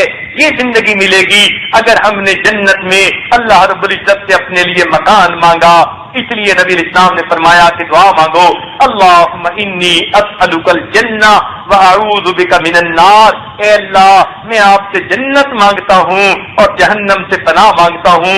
इसलिए हमें चाहिए कि हम अल्लाह रब्बुल इज्जत से जन्नत को तलब करें। औरत तो वैसे ही घर वाली होती है, दुनिया में इसका घर न हो ये अपने आप को बेसहारा जानती है। अगर इसका जन्नत में घर न हुआ तो फिर क़यामत के दिन कहाँ धक्के खाती फिरेगी और कहाँ ये जो है वो कहाँ ये सदा बर्दाश्त करती फिरेगी। हदीस पाक का मफ़हूम है, जहन्नम के अंदर जहन्नमी औरतें मर्द होंगे, उनके ऊपर बादल आएंगे, नीचे से फरिश्ते गुर्द मार रहे होंगे, बादलों में से बिजली के कड़कने की आवाजें आएंगी। आज जरा तसव्वुर करके देखिए, कभी आसमान पर बादल हो और बिजली ज्यादा कड़क रही हो तो औरतों के दिल पे खौफ आ जाता है, बच्चों पे खौफ आ जाता है बादलों के गरजने की आवाज से। तो जहन्नम में भी ऐसा होगा, फरिश्ते गुर्द मार रहे होंगे। हदीस पाक में बतला दिया गया, फरिश्ते ऐसे होंगे, उनके दांत लंबे लंबे होठों से बाहर निकले होंगे, उनके नाखून बड़े बड़े होंगे और उनके नथनों से आग की लिपटें निकल रही होंगी और उनकी आंखें सुर्ख होंगी जिससे वो गुस्से से देख रहे होंगे। अव्वल तो इतनी डरावनी शक्ल कोई सामने आ जाए, औरत का पित्ता पानी हो जाए। अब जहन्नम में ऐसे फरिश्तों के हाथों में गुर्द होंगे और वो गुर्द से पिटाई कर रहे होंगे, एक वक्त में कई होंगे और ये बालों के बल, जबान के बल, पिस्तानों के बल लटकी हुई भी होगी, ऊपर से फरिश्ते भी मार रहे होंगे, आग में भी जल रही होगी। फिर फरमाया ऊपर से बादल आएंगे और बादलों में से बादल की बिजली के गरजने की आवाजें आएंगी। जब बादल गरजेंगे तो फिर सोचिए दिल का क्या हाल होगा। इस कदर इसको जहन्नम में अजाब मिलेगी। हत्ता कि एक ऐसा मौका आएगा, ये पानी मांगेंगे, अल्लाह ताला फरमाएंगे मैं तुम इस बादलों को बरसा दूं, ये कहेंगे जरूर बरसा दीजिए। अल्लाह ताला बादलों को हुक्म देंगे, मगर उसमें से पानी की बजाय बिच्छू गिरेंगे और जहन्नमियों के जिस्म से लिपट जाएंगे और उनको काटेंगे और उनकी तकलीफ और ज्यादा बढ़ जाएगी। तो एक तो जहन्नम की ये हालत है और एक जन्नत में इंसान अपने ऐशो आराम में होगा, सुकून में होगा, अल्लाह की महफिलें मिलेंगी, अल्लाह का दीदार मिलेगा, अंबिया का दीदार मिलेगा, नेकों का साथ होगा, खाने होंगे, फल होंगे, नहरें होंगी, खुशबुएं होंगी। ये वो जिंदगी है कि जो कभी भी इससे वापस नहीं ली जाएगी। तो सच्ची बात तो ये, हम जन्नत के मोहताज हैं, जहन्नम से बचना हमारी जरूरत है। इसलिए हमें फैसला कर लेना चाहिए, दुनिया के थोड़े दिन की जिंदगी है, हम हर गुनाह से बचेंगे और हर नेकी का काम करेंगे, अपनी जिंदगी के रुख को बदलेंगे। हमने दुनिया में चंद दिन बेपर्दगी की जिंदगी गुजार भी दी, टीवी ड्रामे देख भी लिए, नाच गाने कर भी लिए, तो और फिर आखिर जहन्नम में जा पहुंचे तो हमने कितना बुरा सौदा किया। इसलिए इन तमाम गुनाहों से बच जाइए, नेकी की जिंदगी को इख्तियार कर लीजिए ताकि अल्लाह ताला قیامت کے دن جنت عطا فرما دے۔ جس عورت کو جنت کا مکان مل گیا، سب خوشیاں اسے مل گئی، اس لیے بی بی آسیہ نے بھی اللہ سے جنت میں مکان مانگا تھا۔ سبحان اللہ، کیسا عجیب واقعہ ہے، ذرا دل کے کانوں سے سن لیجئے۔ حدیث پاک کا مفہوم ہے کہ فرعون کے گھر میں ایک معاشقہ تھی جس کو ہیئر ڈریسر کہتے ہیں، جو بال بناتی ہیں، تنگی کرتی ہیں، وہ ان کی جو ہے وہ فرعون کے گھر میں گھر کی جو بچیاں تھیں ان کے بال سنوارنے کے لیے رکھی گئی تھی۔ ایک دن فرعون کی جوان العمر بیٹی نہائی اور وہ اپنے بال بنوا رہی تھی اور گندوا رہی تھی، اور وہ معاشقہ اس کے ساتھ بیٹھی ہوئی، وہ خادمہ ان کے پاس بیٹھی ہوئی اس کے بالوں میں کنگھی کر رہی تھی۔ اس کے ہاتھوں سے کنگھی نیچے گر گئی، اس نے کنگھی اٹھاتے ہوئے اللہ کا نام لیا کہ میں موسیٰ علیہ السلام کے رب پہ ایمان لائی۔ جب یہ الفاظ اس جوان لڑکی نے سنے جو فرعون کی کم بخت بیٹی تھی، اس نے کہا ارے تو میرے باپ کو خدا نہیں مانتی؟ اس نے کہا ہرگز نہیں، میں تو موسیٰ علیہ السلام کے رب کو مانتی ہوں۔ چنانچہ وہ اسی وقت اٹھ گئی، غصے میں بال بھی نہ بنوائے، اپنے باپ فرعون کے پاس پہنچی اور جا کر کہنے لگی ابو، ہمارے گھر میں محل میں ایسی عورتیں ہیں جو آپ کو خدا نہیں مانتی، ہمارا دیا کھاتی ہیں اور ہمارے ہی جو ہے مخالف ہیں، دشمن ہے۔ فرعون کو بڑا غصہ آیا، کہنے لگا اچھا میں اس کو ابھی سیدھا کر دیتا ہوں۔ فرعون نے تاج سر پہ رکھا، دربار لگا لیا، اس خادمہ کو بلوا لیا اور خادمہ کو کہا اس کو زمین سے لٹا دو۔ اس بیچاری کو زمین پر لٹا دیا گیا، اس کے دونوں ہاتھوں میں اور دونوں پاؤں کے اندر کیل گاڑ کر زمین کے اندر دبا دیے گئے، گویا اس کے ہاتھ اور پاؤں ہل نہیں سکتے۔ اس عورت کو کہا گیا تم اپنی بات سے واپس لوٹ آؤ۔ وہ کہنے لگی ہرگز نہیں، مجھے ایمان کا وہ مزہ مل گیا کہ میں اب واپس نہیں آ سکتی۔ فرعون نے کہا میرے پاس تیرا علاج ہے، میں تیرا علاج کرتا ہوں۔ کون سا علاج؟ اس نے کہا علاج یہ ہے کہ تیری دودھ پیتی جن ماہ کی بچی ہے، میں اسے بلواتا ہوں۔ چنانچہ اس نے کیا کیا، اس خادمہ کے سینے سے کپڑے ہٹوا دیے اور بچی کو لا کر اس کے سینے پہ لٹا دیا۔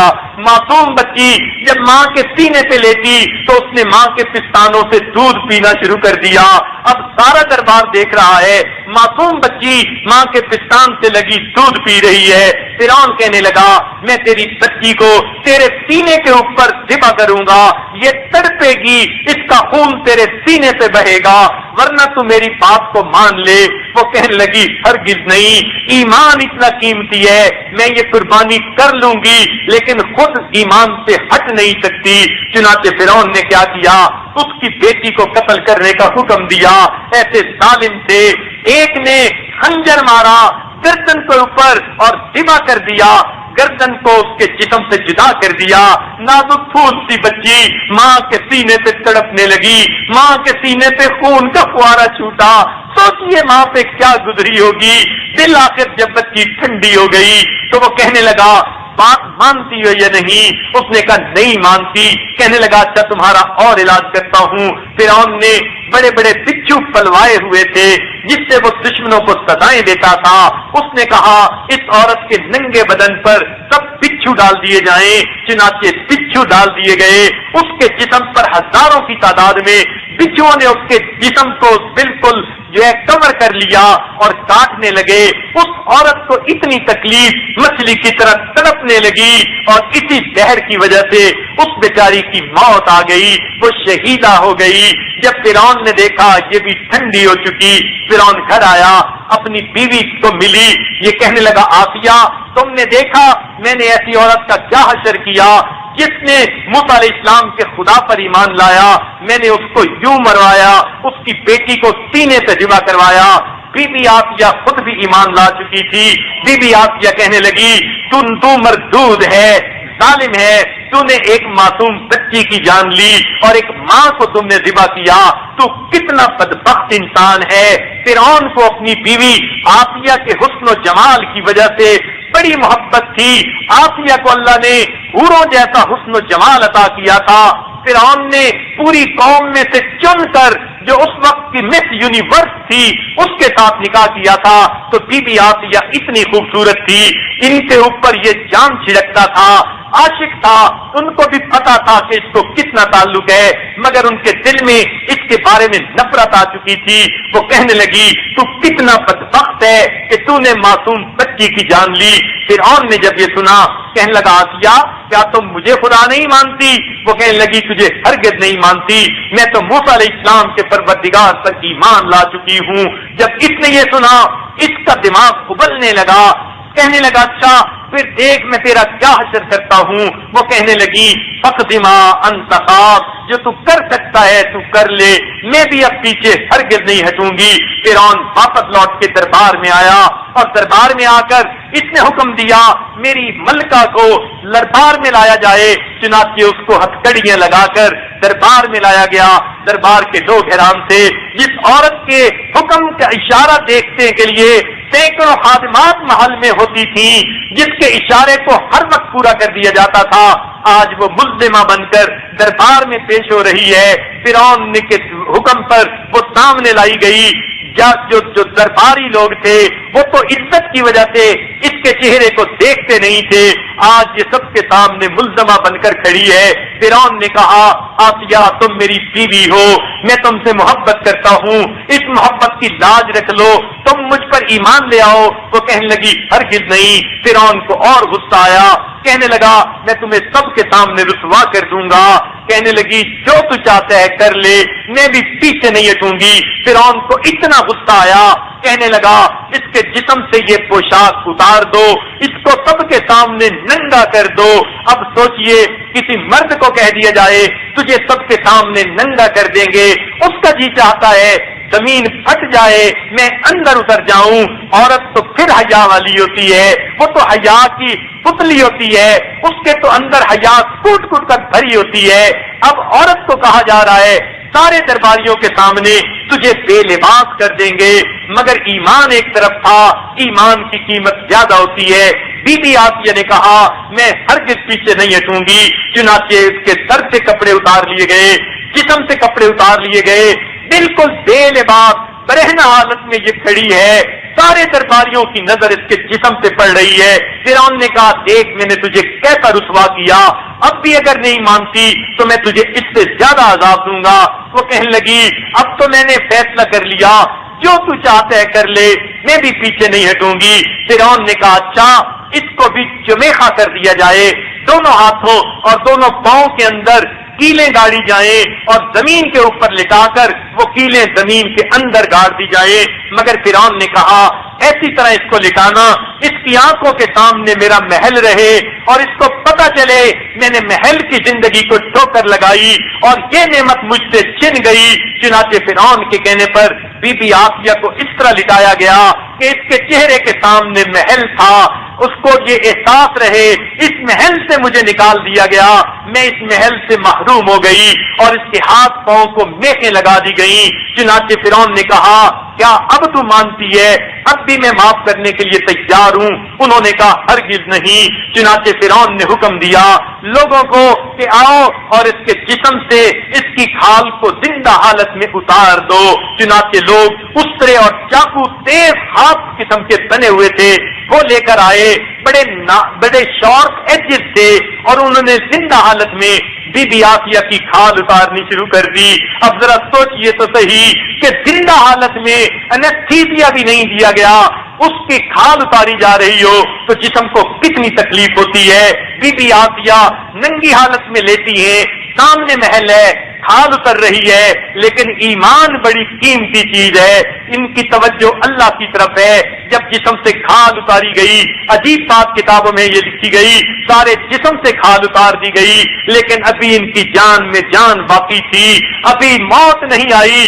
ان کا جسم کے اوپر اب جب کھال اتر جائے تو ہوا بھی لگے تو زخم کو تکلیف ہوتی ہے، یہ بھی تڑپ رہی تھی، سامنے محل تھا۔ فرعون نے کہا اب آخری موقع ہے، اگر تم اب بھی نہیں مانتی میں تمہارے زخموں پہ مرچیں ڈلوا دوں گا، تمہیں اور تکلیف ہوگی۔ چنانچہ انہوں نے کہا میں ہرگز پیچھے نہیں ہٹوں گی۔ چنانچہ فرعون نے اشارہ کیا ان کے پورے جسم پر جہاں کھال اتر چکی تھی مرچوں کو چھڑک دیا گیا، یہ درد کی وجہ سے مچھلی کی طرح تڑپنے لگ گئی۔ اس وقت ان کی نظر محل پر پڑی کہ یہ وہ محل ہے جہاں سے مجھے اس نے نکالا، اس نے اپنے رب سے دعا کی، قرآن نے اس دعا کو نقل فرمایا۔ اللہ تعالیٰ فرماتے ہیں ومریم، اللہ تعالیٰ فرماتے ہیں کہ آسیہ جو تھی، جو فرعون کی بیوی تھی، اس نے اپنے رب سے یہ دعا کی، رب ابن لی عندک بیتا فی الجنہ، اے اللہ یہ فرعون کمینہ مجھے اس محل سے نکال چکا اور کہتا ہے تم محروم ہو گئی، اللہ مجھے محل نہیں چاہیے، رب ابن لی عندک بیتا فی الجنہ، اللہ مجھے اپنے پاس جنت میں گھر عطا کر دیجئے۔ سوچئے عورت جب گھر اللہ سے مانگتی ہے، سب سے پہلی چیز اس کو گھر چاہیے، وہ گھر مانگتی ہے، سر چھپانے کی جگہ مل جائے۔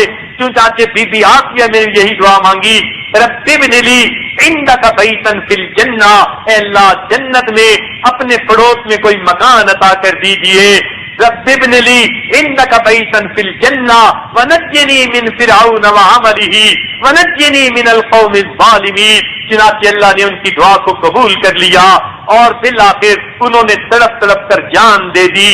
اب ذرا اگلی بات سن لیجئے، ان دونوں عورتوں نے ایمان کی خاطر قربانی دی اور اللہ سے جو مانگا ان کو ملا، لیکن اللہ نے ان کی امیدوں سے بڑھ کر دیا۔ چنانچہ حدیث پاک میں آتا ہے اللہ تعالیٰ نے اس خادمہ کی اتنی قدردانی فرمائی، نبی علیہ السلام جب معراج کے لیے تشریف لے جانے لگے تو راستے میں تھے کہ ایک جگہ پر ان کو بہت زیادہ خوشبو آئی۔ پوچھا جبرائیل یہ خوشبو کیسی ہے؟ جبریل علیہ السلام نے عرض کیا اے اللہ کے نبی، یہاں پر اس خادمہ کی قبر ہے جو فرعون کی بیٹیوں کے بال بنایا کرتی تھی اور وہ شہید ہو گئی تھی، اس کی قبر سے ایسی خوشبوئیں اٹھ رہی ہیں، اے اللہ کے نبی آپ بھی محسوس کر رہے ہیں۔ سوچئے تو صحیح، جس نے اللہ کے نام پر جان دی، اللہ نے قبر کو جنت کا ایسا باغ بنایا، قبر سے خوشبوئیں اٹھ رہی، اللہ کے محبوب نے وہ خوشبوئیں محسوس کر لی۔ اور دوسری روایت میں آتا ہے جب خدیجۃ الکبریٰ رضی اللہ تعالی عنہا ان کی وفات کا وقت قریب آیا، انہوں نے نبی علیہ الصلوۃ والسلام کے سامنے ظاہر کیا میری حالت اب غیر ہو رہی ہے۔ نبی علیہ السلام نے فرمایا خدیجہ آپ جنت میں جاؤ گی تو وہاں جا کر میری بیویوں کو سلام دے دینا۔ خدیجۃ الکبریٰ بڑی حیران ہوئی، عرض کرتی ہیں اے اللہ کے نبی دنیا میں تو آپ کی پہلی بیوی میں ہوں، آپ کی جنت میں کون سی بیویاں؟ نبی علیہ السلام نے فرمایا کہ خدیجہ اللہ رب العزت نے بی بی مریم کو اور بی بی آسیہ کو جنت میں میری بیویاں بنا دیا، تم جاؤ گی تو ان کو میرے سلام کہہ دینا۔ اب اللہ کی قدردانی دیکھیے، بی بی آسیہ نے اللہ سے گھر مانگا تھا، اللہ تو کتنا قریب ہے، کتنا مہربان ہے، اس بندی کی قربانی کو قبول کر لیا اور گھر والا آپ نے اپنی خوشی سے عطا فرما دیا۔ بی بی آسیہ تو نے کتنا نفع کا سودا کیا، فرعون کی بیوی تھی، اللہ نے اس ظالم سے بچا لیا، اس بدبخت سے تجھے بچا لیا اور سید الکونین کی تجھے بیوی بنا دیا۔ تو عورت نے تو گھر اللہ سے گھر مانگا تھا، اللہ نے اپنی خوشی سے گھر والا بھی عطا کر دیا۔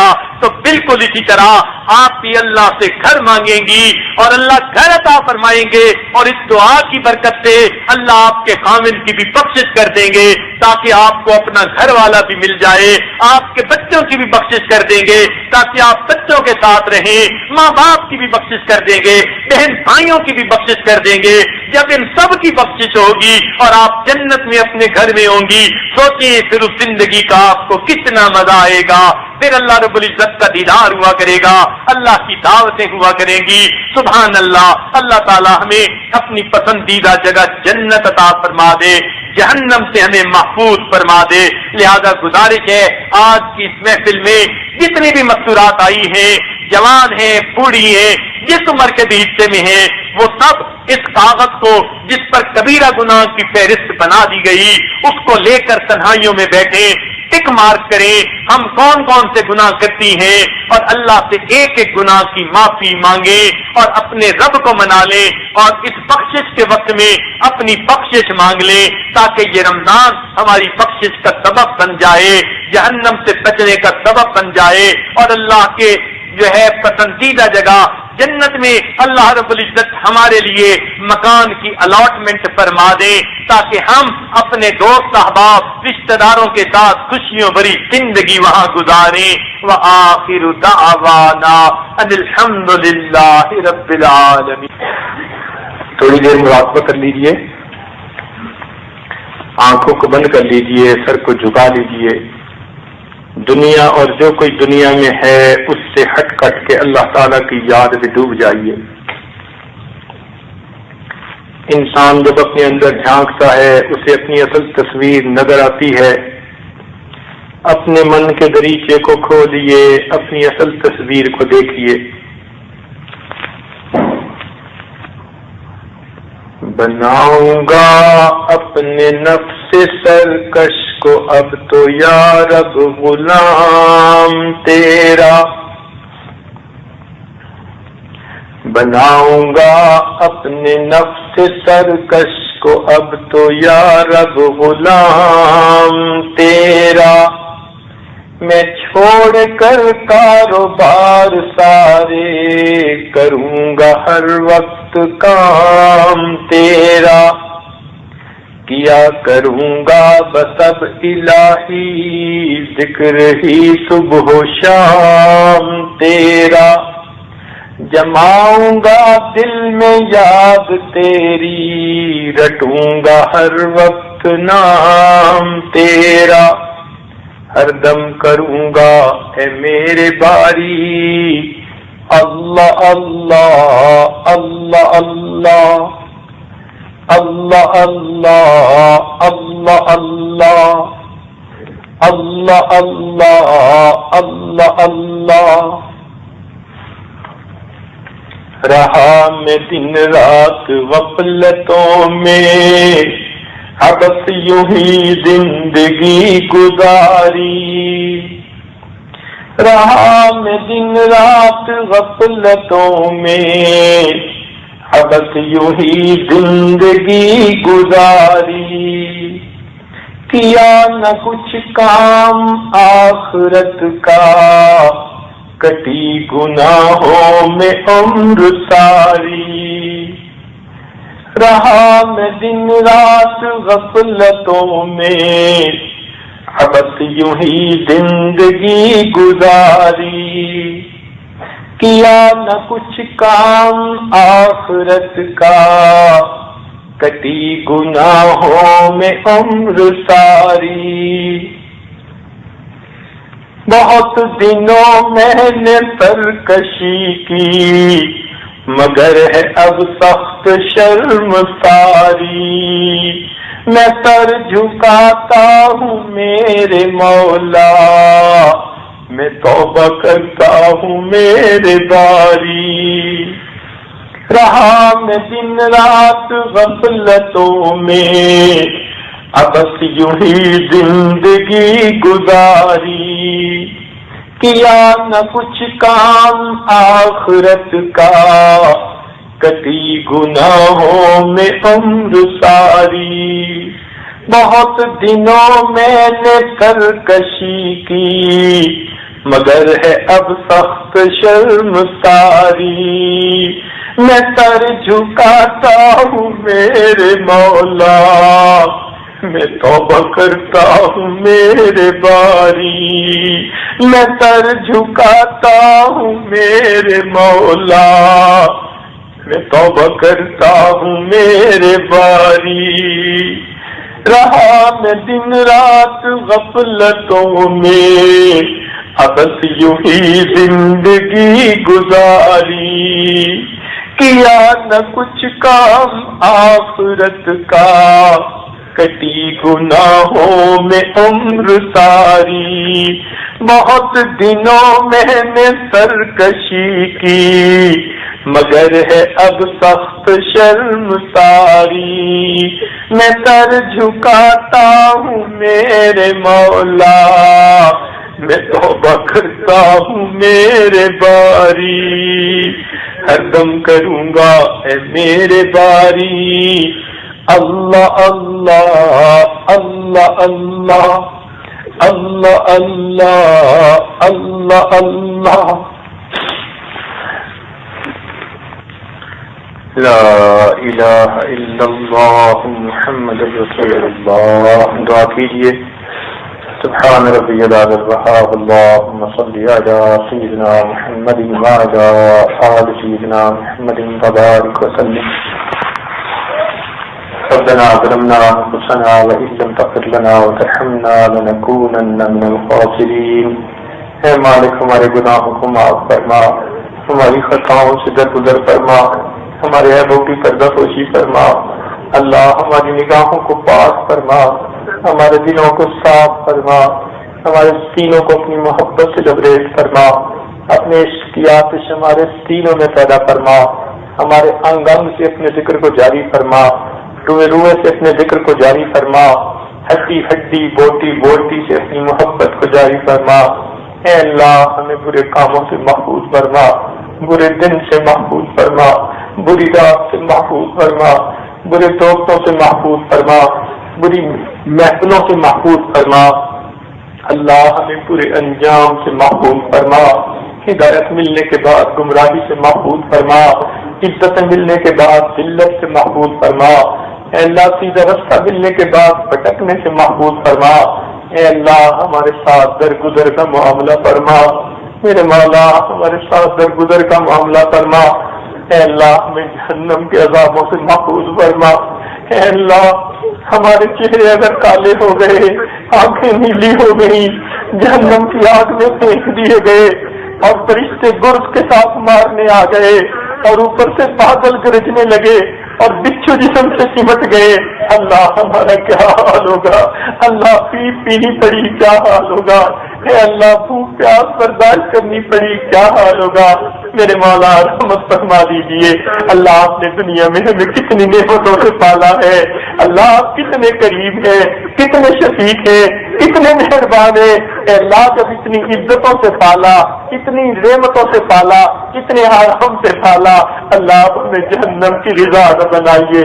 اللہ کوئی ماں اپنے بچے کو جہنم میں نہیں ڈالنا پسند کرتی، مولا آپ بھی پسند نہیں کرتے. ہم دھوکے میں رہے، ہم نے گناہ کیے، ہم نے قصور کیے. اے اللہ آج بات سمجھ آئی، ہم معافی چاہتے ہیں. میرے مولا معاف فرما دیجیے. اے اللہ آپ نے قرآن پاک میں کہا کہ ایمان والے دوسروں کو جلدی معاف کر دیا کرے. جب آپ ان کو پسند کرتے ہیں جو جلدی معاف کرنے والے ہوں، اللہ آپ کی ہمیں جلدی معاف فرما دیجیے. اللہ ہماری توبہ قبول کر لیجیے، ہمیں اپنے در سے خالی نہ اٹھا دیجیے. اے اللہ رمضان مبارک کے تھوڑے سے دن باقی رہ گئے، اللہ ہمیں بچا لیجیے. اللہ جہنم سے بچا لیجیے، اپنا بنا لیجیے. اے مالک آج ہم آپ سے سلو کرنا چاہتے ہیں، پچھلے سب گناہوں سے سچی توبہ کرنا چاہتے ہیں. اے اللہ ہمارے لیے توبہ کرنا مشکل ہے، آپ کے لیے ہمیں گناہوں سے بچا دینا آسان ہے. اللہ ہمیں بچا دیجیے، ہمیں گناہوں سے پاک کر دیجیے، دھو دیجیے، ان میلے دلوں کو صاف کر دیجیے، ہمارے نفس کی گندگیوں کو ہٹا دیجیے، ہمیں نفس مطمئنہ عطا فرما دیجیے. رب کریم ہمیں اپنوں میں شامل فرما دیجیے. اے اللہ یہ اعتکاف والے آپ کی چوکھٹ پکڑ کے بیٹھے ہیں. اللہ ہر دروازے پہ لوگ امید لے کر جاتے ہیں اور ہم تو آپ کے دروازے پر بیٹھے ہیں. اے اللہ رحمت فرما دیجیے. اے اللہ دنیا کے سخی اپنے دروازوں سے کسی کو خالی نہیں بھیجتے، تبھی تو لوگ ان کو سخی کہتے ہیں. اے مالک صاحب تو سخیوں کے بھی داتا ہے.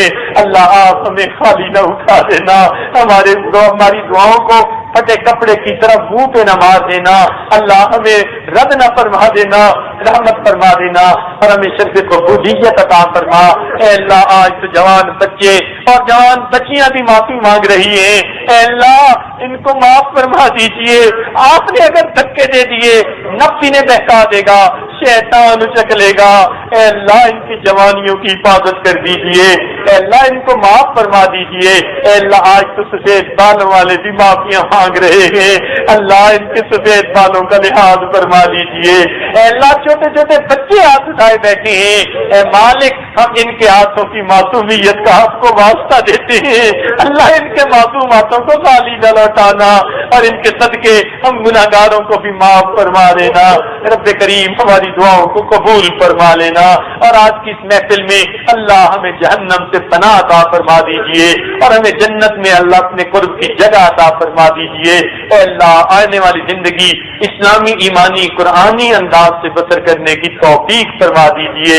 دنیا میں جہاں جہاں مسلمان پریشان ہیں اے اللہ ان کی مدد فرما دیجیے، اے اللہ ان کی مدد فرما دیجیے، اے اللہ ان کی مدد فرما دیجیے۔